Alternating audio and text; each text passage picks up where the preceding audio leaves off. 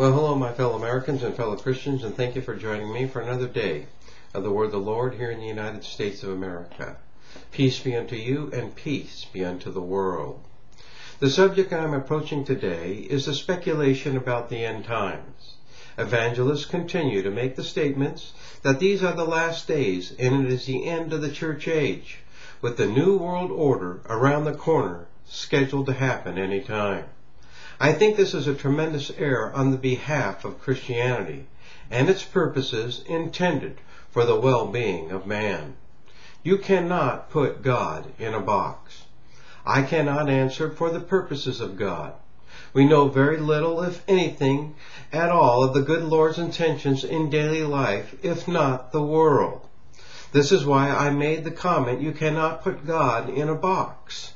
He does not follow a set of rules you can figure out the future by, or what tomorrow holds.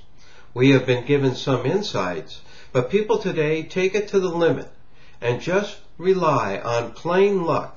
They are right about their predictions or beliefs.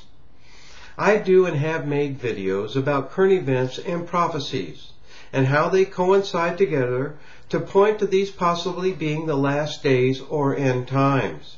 However, I have been careful over the years to make sure I have made the statement that though many of the events and technologies of the world do point to the possibility of these being the end times, the Scripture holds true that no one knows the day, the hour, or the time of Christ's coming. He may not return for another 100 years. I make it clear we should ponder these things in our hearts, but not live with a doomsday attitude that all is going to collapse tomorrow and we cannot do anything about it. Psychologically, this is damaging to the well-being of our lives, our country, and our future. These men today are following the same patterns of excusing themselves by saying that so long as the main purpose is right, the details are unimportant. This reasoning is one of the reasons why America is in the condition it is in today.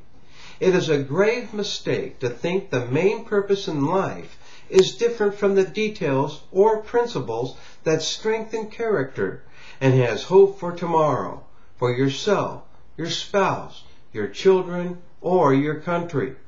End-time prophecy is a fascinating subject, but it is not what Christian character and sanctification is to be based upon. End-time prophecy is not Christian policy.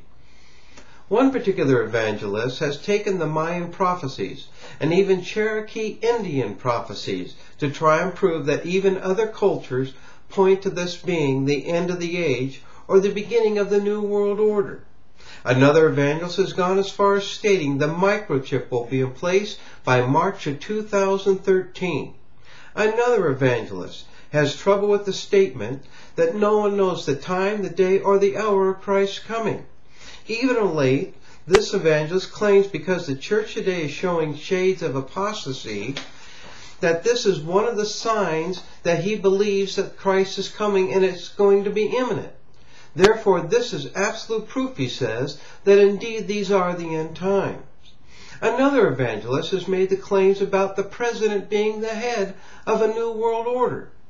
Yet, if I may point out, none of these evangelists predicted the terrorist attack on the World Trade Center, the Iraq War, the upheaval of the Middle East countries, the Japan tsunami, the death of bin Laden, Hussein, or Gaddafi. And nobody knows what tomorrow holds. No one. The tragedy in all this type of preaching is it suggests that prophecy is Christian policy, when all that prophecy today rests upon is a set of abstract ideas and speculations. We are given hints of the future, but we are not allowed to peer into it.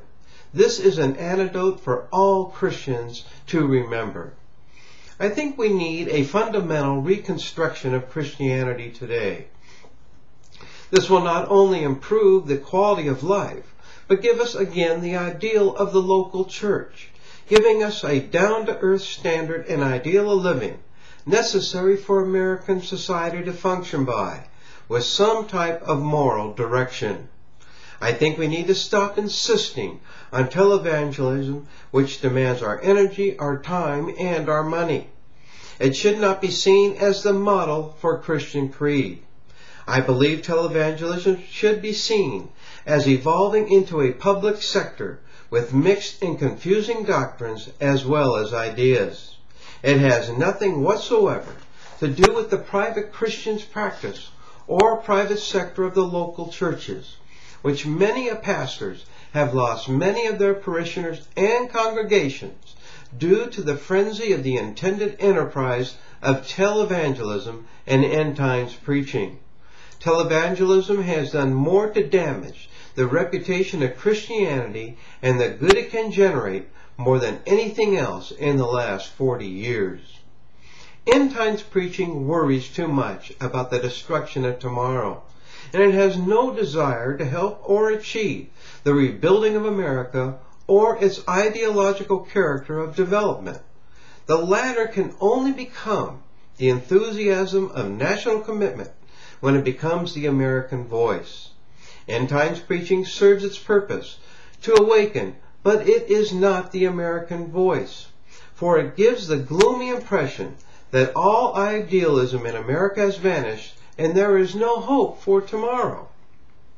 Again, impressing upon this people today that this is Christian policy, which indeed it is not, frustrating the young minds who want to have a brighter vision for the future, which Christ promises.